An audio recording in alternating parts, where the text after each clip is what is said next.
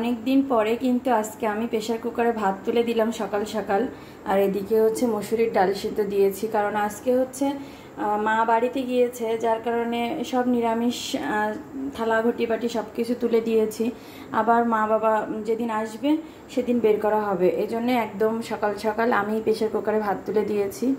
আর ডাল আর এখন সবজি টবজি কাটবো, অনেক কিছু যা যা রান্না করা সারাদিনেরটা একবারেই করে ফেলবো, কারণ সারাদিনে অনেক ব্যস্ততা আছে।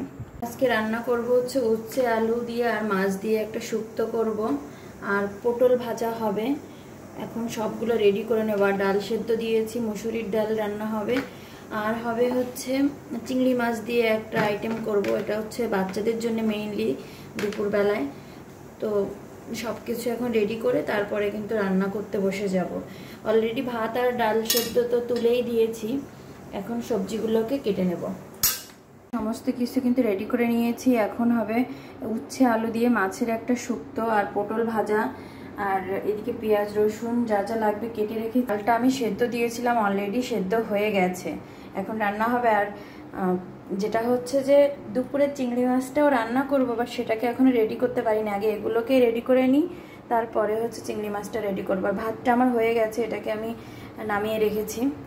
কেমন আছেন সবাই?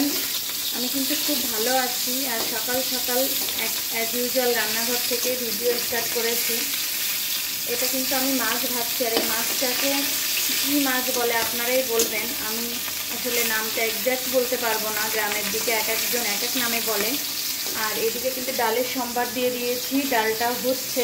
আর এই মাছটা দিয়ে কিন্তু আমি উচ্ছে আলু দিয়ে শুক্তো করবো। শুক্তো রেসিপিটা মাছটা খুব ফুটছে, মানে তেল বের হচ্ছে, ফুটছে, এই জন্য ভয় লাগছে প্রথম উঠে লাগায়। মাছটা ভেজে উঠে নিয়েছি, ওই তেলে আমি উচ্ছেটাকে দিয়ে সুন্দর করে ভেজে নেব।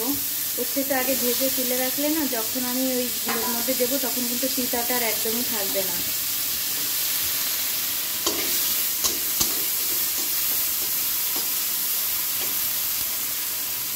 এটাকে খুব সুন্দর করে করে কিন্তু ভাজতে হবে। ডালটাকে একটু নাড়িয়ে দিই।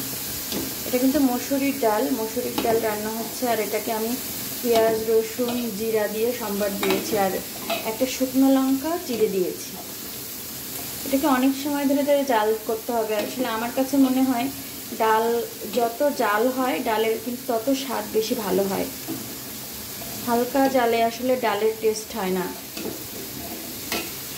উচ্ছেটা কিন্তু আমি ভেজে তুলে নিয়েছি। আর এবার কিন্তু তেলের মধ্যে সরিষা ফোড়ন দেবো। সরিষা ফোড়ন ছাড়া আর কোনো ফোড়নই দেবো না, তেল আর দেবো না, এই তেলের মধ্যেই ফোড়নটা দিয়ে দেবো।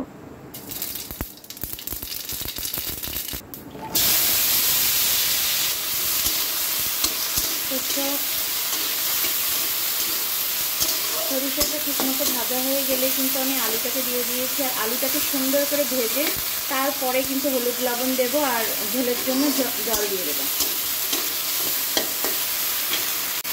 আমার মতো কারা কারা আছেন যে যারা এভাবে উচ্ছে আলু শুক্তো করেন? এই যে উচ্ছে আর মাছগুলোকে সুন্দর করে ভেজে নিয়েছি, আর সেই ভাজা তেলের মধ্যে কিন্তু আমি সরিষা ফোড়ন দিয়ে আলুগুলোকে ছেড়ে দিয়েছি। আর আলুগুলো এখন সুন্দর করে ভেজে নেব, তারপর হলুদ লবণ দিয়ে ঝোল দিয়ে দেবো। আর ঝোলটা ফুটে উঠলেই মাছ দিয়ে দেবো, ব্যাস রেডি হয়ে যাবে আমার উচ্ছে আলু শুক্তো।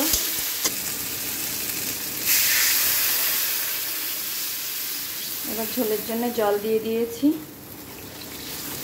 আলুটাকে সুন্দর মতো ভেজে নিয়ে কিন্তু আমি পর্যাপ্ত পরিমাণে জল দিয়ে দিয়েছি। আমার ঝোলের জন্য ঠিক যতটুকু প্রয়োজন ততটুকুই জল দিয়েছি। আর এর মধ্যে কিন্তু আমি কোনো ঝাল দেব না, একদমই ঝাল যাবে না, শুধু সরিষা ফোড়নেই রান্নাটা হয়, খেতে কিন্তু খুব টেস্টি হয়।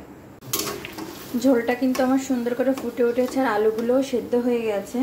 এবার আমি উচ্ছে আর মাছগুলোকে একসাথেই ছেড়ে দেব, যেহেতু দুটোই ভাজা করা, এতটা জাল লাগবে না। এবার এগুলোকে হালকা হাতে নেড়ে বেশ কিছু সময় জাল করে তারপরে কিন্তু নামিয়ে নিলে একদম রেডি হয়ে যাবে উচ্ছে আলু শুক্তো। শুক্তোটা কিন্তু প্রায় হয়ে এসেছে, আর একটুখানি ঝোল কমাবো। আর যেহেতু অনেকটা আলু রয়েছে, এটা কিন্তু একটু ঝোল ঝোলই নামাতে হবে, কারণ ঠান্ডা হয়ে গেলে এটা জমে যাবে। আর এই উচ্ছেগুলোকে বেশি জাল করলে এটা তিতা হয়ে যাবে, এই জন্যে এখনই এটাকে নামিয়ে দেবো। এটা কিন্তু গরম ভাতের সাথে খেতে খুব দারুণ হয়। আর এই গরমের দিনে এরকম শুক্তো খেলে কিন্তু শরীরও খুব ভালো থাকে। পটল সবসময় আস্ত কিংবা দুই ফাল করেই কিন্তু ভাজা করা হয়, কিন্তু এভাবেও মাঝে মাঝে পটল ভাজি করলে না খুব ভালো লাগে। ছোটোবেলায় মা ম্যাক্সিমাম সময় এভাবে ছোট ছোট করে কুচি কুচি করে পটল ভাজতো, তখন খুব রাগ লাগতো যে কেন মা এভাবে পটল ভাজে, সবসময় আসতো কেন ভাজে না। কিন্তু এখন যখন নিজে রান্না করি তখন না মাঝে মাঝে মনে হয় যে এতে রান্নার বৈচিত্র্য আসে, আর খেতেও কিন্তু বেশ স্বাদ হয়। ছোটোবেলায় তো বুঝতাম না, এই জন্যে মাকে কথা শোনাতাম। তো মাঝে মাঝে এখন কিন্তু আমি এভাবেও ভাজা করি, যেটা খেতে খুবই মজা লাগে। আর এর সাথে সামান্য একটু পেঁয়াজ দিলে আরও বেশি মজা লাগে। রান্না বান্না মোটামুটি কমপ্লিট। এটা হচ্ছে মসুরির ডাল, পেঁয়াজ রসুন সম্বাদ দিয়ে করেছি। এটা হচ্ছে উচ্ছে আলুর শুক্তো মাছ দিয়ে, আর এটা হচ্ছে পটল ভাজা।